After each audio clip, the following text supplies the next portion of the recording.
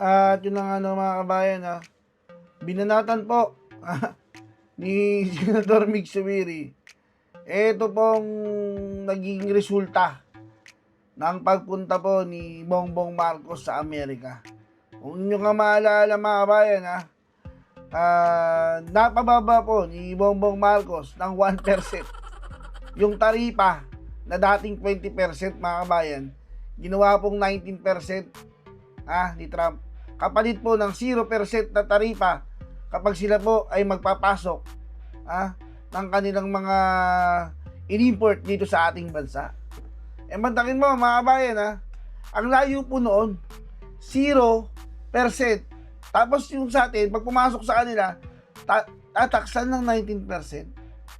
Di po ba? Kaya po hindi po napigilan ni Senator Subiri na mag-react patungkol nga po doon sa nangyari pagpunta ni Bongbong Marcos. Kung pwede lang sana, tinext na lang Di ba? Kasi pupunta ka doon tapos ang mangyayari lang, 1% lang ang mababawas. O ito po, ano po ang sabi ni Senator Mig Subiri doon po sa nangyaring negosasyon ni Bongbong Marcos at ni Trump diyan nga sa taripa. O ito po sabi niya, parang lugi ata tayo. 19% ang export tariff natin sa mga Filipino products papunta ng US. Tapos sila, walang taripa, papasok dito. Nako, kawawa ata ang mga magsasaka natin. Pag bumaha ng manok, baboy at karne dito sa Pinas, baka mamamatay din ang industriya ng mais dito sa atin. Buti pa ata ang Japan, 15% lang, tapos babayad din ang mga kano ng 15% pagpasok sa kanila.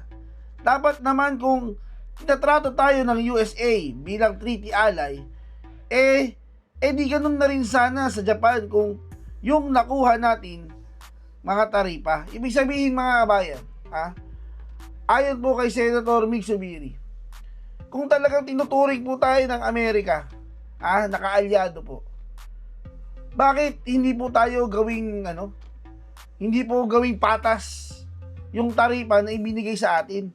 Gawing tulad ng sa Japan. Kasi mga kabayan, sa Japan po, 15% ang taripa ng mga papasok na goods sa Amerika galing Japan. Pero yung papasok ng Japan galing Amerika, 15% din po. Ibig sabihin doon, mano a mano. Kung ano po yung papasok na taripa, kung magkano, ganun din sa kanila. Ibig sabihin, patas. Di po ba? Pero po, anong ginawa po ni Marcos? Nagmukhang engot doon sa Amerika. Kakahimod ng puwet ng Amerika, ano po nangyari?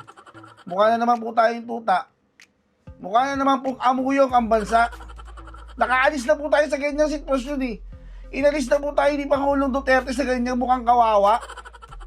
Tapos bumalik na naman po, ibinalik po ni Junior. Diyos ko, para tayong ginagago na lang tayo ni Trump Sipin mo, from 20 ginawang 19, ang kapalit 0. Sabi po ni Senator Mix, hindi naman yata tama yan. Kung ako lang kay Senator Mix, baka ano pang nasabi ko sa sa post ko ako lang senador Di mo ba? Tapos masaya pa si Bongbong yan. Magandang balita pa yan para sa kanya. Paano mga kabayan? Hindi nag-iisip Hindi naman po natin sinasabing engot, no? Wag na yung engot. Ayaw natin sabihing engot si Marcos. Ayaw din natin sabihing bobo. Diba? Ayaw naman natin sabihing ganyan siya kasi hindi siya nakapag-aral. Diba? Ba't kasi ganyan? Diba? Hindi man lang pantay, sir. Parang sinayang mo lang yung pagpunta mo sa Amerika. Diba? Gumasos ka pa ng isang entourage. Saan pa mga diplomat mo? Tapos 19%. Tapos parang niloloko ka lang ni Trump na tough negotiator. Tough negotiator, 1% lang nabawas. Diba? Saan ka makakita ng ganyang leader? Mamamatay po ang ekonomiya ng ating bansa pag ganyan. Tandaan po ninyo, at ang may kasalanan po niyan, walang iba kundi si Bongbong Marcos. Dahil siya po yung nagplano niyan eh. Siya po yung may gusto niyan eh. 0 sa 19. Di ba? O ito mga kabayan ha, sa ibang balita naman po binira po ni Madam Sara Duterte. Ito pong pinagagawa ng Marcos admin ngayong panahon ng sakuna. Mantakin mo mga kabayan, di ba? Habang rumaragas ang mga bagyo, mga pagbaha sa ating bansa, si Marcos nakikipag-negotiate sa Amerika. Para dun sa pinagmamalaki niyang 1% na nabawas. Tapos yung mga amuyo po niyang naiwan dito sa Pilipinas, naku po, nagkalat. Halos wala pong nagawa sa baha. Kasi wala pangulo, wala yung head, ano nangyari? Wala din. Kawawa mga Pilipino.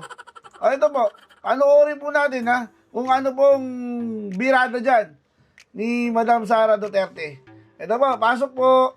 Kasi ang Disaster Operations Center, nung tayo ay pumasok sa Office of the Vice President, in-institutionalize na natin siya. Kasi nakita namin, isa ito sa mga pinakamaraming requests na dinadala ng mga taong bayan sa Office of the Vice President. Yung tulong kapag merong kalamidad. Yan ang isa sa top 3 na hinihingi. Ang una is medical and burial assistance. Ang pangalawa is disaster relief. Yan yung pangalawa na hinihingi ng taong bayan. So ang ginawa namin, in-institutionalize namin. Ibig sabihin, gumawa kami ng isang center at isang team ng mga tao na yun lang yung gagawin nila. Itong mga tao na ito ay araw-araw nag-monitor kung saan merong emergency, saan merong disaster sa buong Pilipinas. Pagkatapos itong mga tao na ito, pag nakita nila sa mga reports na merong kailangan bigyan ng tulong or merong nag-request ng relief kahit saan man, binabato nila sa satellite offices natin. Naka-preposition lahat doon ang tulong sa satellite offices, and then yung satellite offices, meron silang assigned din ng mga tao for disaster response. Tapos sila na yung pupunta kung saan man kailangan pupunta yung tulong at opisina. So meron silang standard operating procedures na ginawa namin para susundan nila yon. Kapag wala doon sa nakalista na mga kailangan nilang gawin, kapag wala doon na sila nagtatanong sa USEC namin, or tapos yung USEC namin magtatanong din sa akin kung ano ba ang gagawin. Tulad ng example,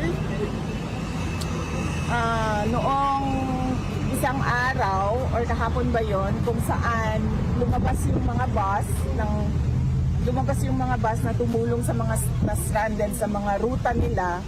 Yun kasi ang allowed lang sa buses namin is may oras lang na allowed na lumabas sila. And ito yung peak hours kasi augmentation laang yung tulong na binibigay natin, no?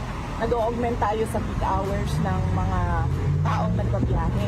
Kahapon, sobrang dami nung mga humihingi ng tulong na mga stranded. Nagpaalam sila sa akin kung pwede ilabas yung mga bus. And then sabi ko sa kanila, oo, pwede ilabas yung mga bus dahil emergency na yan.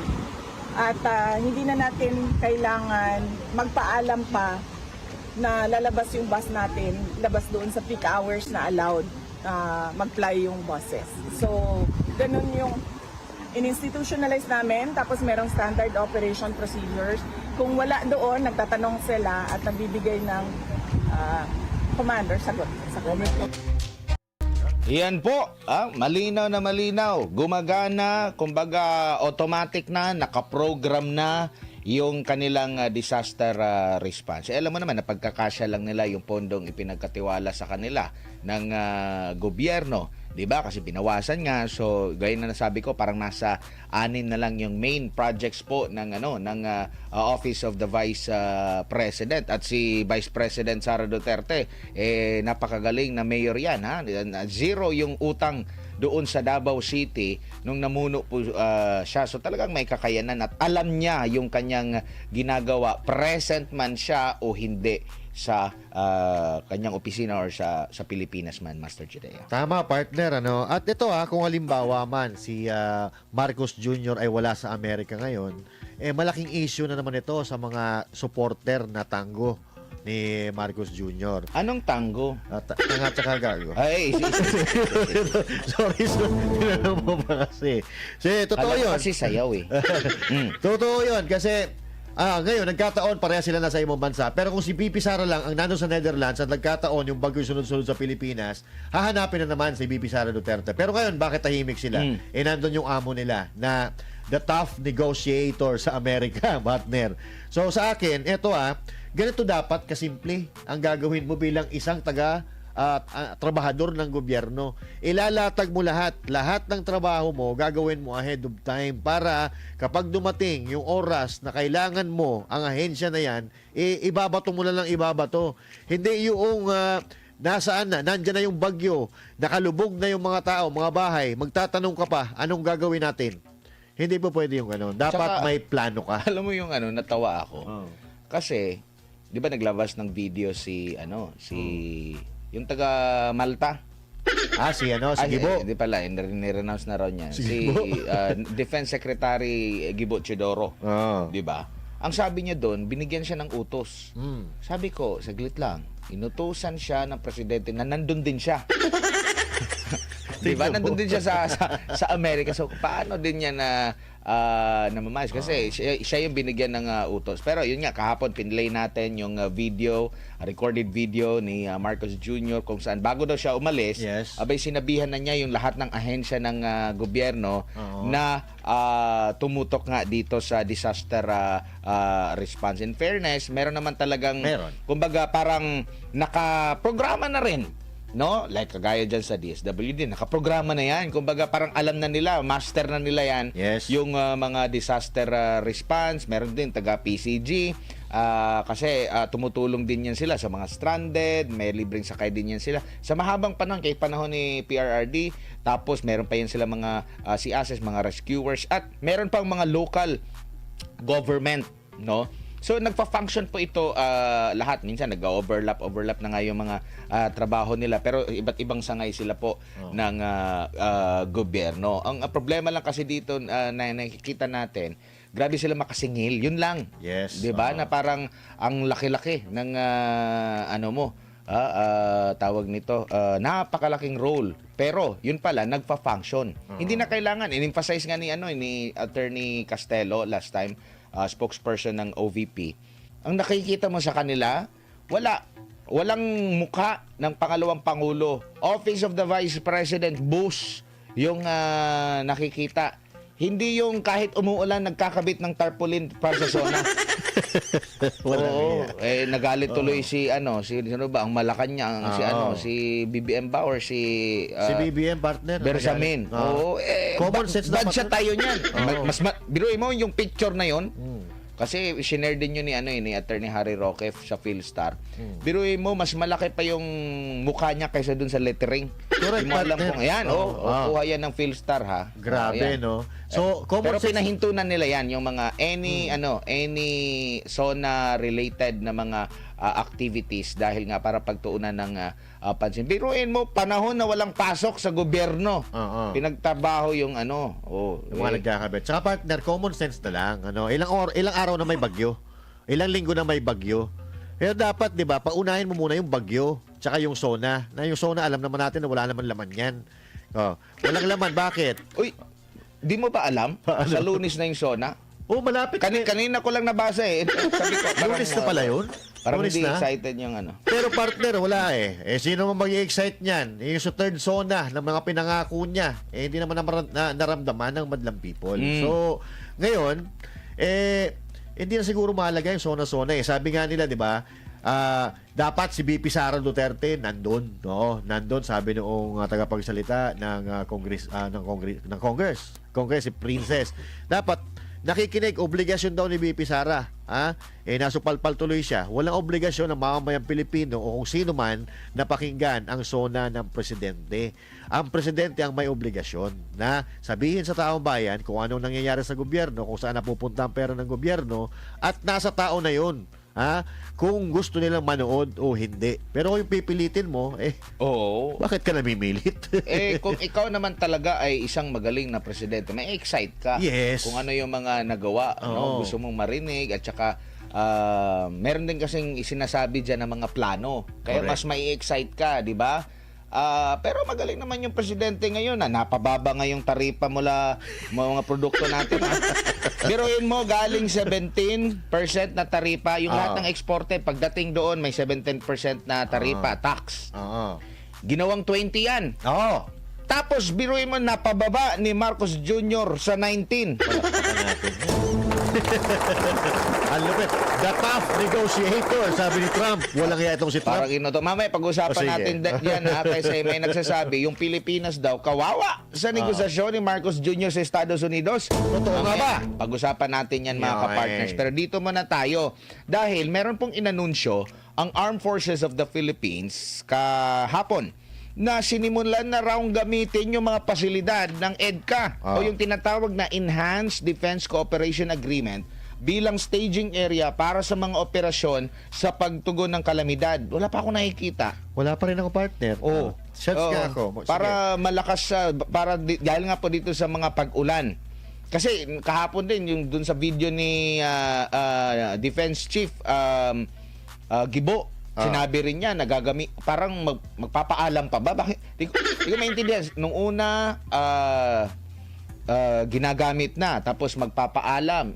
Sabi ko, hindi ba yan automatic na? Kailangan pa ba? Nandito sila sa Philippine soil tapos pinagmalaki ninyo na itong mga EDCA sites na ito malaking tulong para sa disaster relief and response. Pero sabi naman ng AFP, ayon kay General Browner, na inatasan na niya yung Unified Command at pangunahing sangay ng serbisyo na gamitin yung EDCA site para sa pamamahagi ng rescue equipments at mga relief goods. Sabi nga niya dito ni Romeo Browner, i-quote ko lang siya. Sige. Using aid faster and more efficiently to our fellow Filipinos, especially in hard-hit and remote areas. Sabi po yan ni Browner. This kind of rapid response can spell the difference between life and death. Pero in fairness naman, kahit wala yung EDCA sites na yan, pangunahin na po mga responder talaga, dagdag sa naging trabaho po ng mga sundalo natin, mga kapulis. Kasi yan kasi yung may mga detachment sa mga malalayong lugar, Master Jedea. Yes, partner. No? So talagang kabilang yan sila. Pero dito lang sa EDCA ko, di natin malaman. Pero ayon dito naman kay AFP spokesperson, Colonel Francel Margaret Padilla, lahat ng siyam na EDCA sites ay na-activate na raw. Ay, grabe. Upang maging relief operations center. Sabi niya dito, they can be used as command and control hubs. They can be used as repacking areas, relief goods, or any other purpose that it may deem necessary. Pwede magamit, pero ginagamit na ba? Actually, partner, tinitingnan ko, wala pa eh. Wala Sa kang social nakita. media, wala pa. Huwag ka nang Wala pa maghanap. ako. Ito naman yung naging reaksyon ni Vice President Sara Duterte ukol nga po dito sa issue na ito. Panoorin natin. Una, kailangan siguro natin tanungin, kung totoo ba talaga na yung mga EDCA sites ay gagamitin for disaster preparedness and disaster response o sinabi lang yon para lang may masabi patungkol sa EDCA sites. Just to piggyback real quick, VP, kasi sinabi ni DND Secretary Gibo Chodoro that we should ask the US to use these EDCA sites para po ma-facilitate yung relief operations. What's your reaction to this particular statement?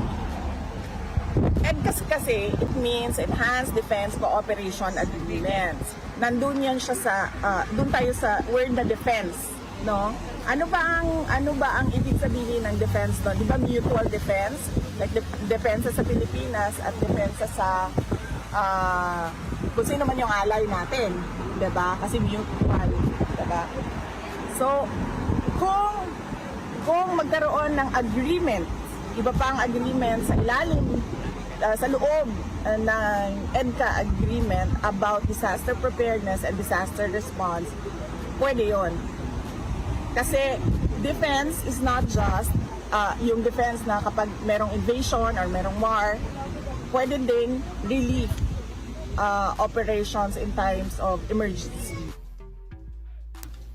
Ayan po, yung naging hindi rin kumbinsido. Kasi nga, iba yung iba yung purpose talaga nitong EDCA na ito. Oo. Di ba? Sabi dito, for defense. Hindi rin kumbinsido ang pangalawang pangulo, pero yun nga, wala pa akong nakikita rito kung meron na ba, ginagamit na ba, meron ba, or for press release lang po mga kapartner. Kasi kung nagagamit talaga yan, ay, malaking tulong din naman. No? Yes, Kung makita oo. natin na tumutulong yung mga banyaga sa atin sa panahon, kasi yan naman din yung purpose, kaya needed natin ng maraming friends, di ba? Maraming mga allies. Pero yun nga, mga kapartners. So pero ito partner no, Enhanced Defense Cooperation Agreement. Ngayon lang natin napansin, puro tayo EDCA. Yung meaning nito, hindi natin napapansin until sinabi ni VP Sara Duterte na ito nga ay defense cooperation. So, ibig sabihin, pag may competition o pag may gera, may defense tapos may offense, di ba? So, yung agreement, hindi natin alam kung yung agreement. Pero kung yung agreement ay magagamit or gamitin ito sa mga disaster, hindi natin alam yon. Kasi wala pa tayo nakikita ni one instance siguro partner na ginamit ang EDCA pag may mga disaster. Actually, marami ng disastrous events na nangyari sa Pilipinas pero wala tayong nakikitang EDCA na nagamit. So, ang problema pa natin dito partner, nasa lupa natin. Tapos magpapaalam pa tayo para magamit natin. Parang parang ang pangit. Oo, ang sabi pa nga nila, magbabala doon sa mga sa China, Oo. 'di ba? Dahil baka marami ng mga spiya, baka lulusubin na tayo, pero ito na, nandito na ngayon mga wala naman tayo, hindi naman pumalag. Ilan sa mga lugar pala, Ah. ito po, pakinggan po ninyo sa mga kababayan po natin. Kayo nga magbanggit niya kayo, baka yung iba kasi baka hindi lang masyadong ma-PR. Hindi lang nila pinagmamayabang yung kanilang yung kanilang mga ginagawa. Malay mo, pero baka sa ating mga kababayang nanonood ngayon sa YouTube, sa TikTok, no. Ito po yung mga lugar. Baka may napansin kayo. Diyan po Sige. sa Palawan, meron po sa Antonio Bautista Air Base. Yan. Pero air base na natin ito di ba? Kaya nga. So, nako po. Ito pa. Sa Pampanga naman, ito, dyan sa Central Luzon, kabilang po ang Central Luzon sa may maraming pinakapektado po nitong masamang panahon sa Cesar Basa Air Base. Okay? Dyan naman po sa Visayas, sa Benito Ebuen Air Base, dyan sa Mactan Island sa Cebu. Yung sa Pampanga sa Florida Blanca. Aha. Isa pa, doon sa Nueva Ecija, sa Central Luzon, sa Nueva Ecija po, sa Fort Magsaysay, nakapasok na ko rito. Malaking ito ng Philippine Army.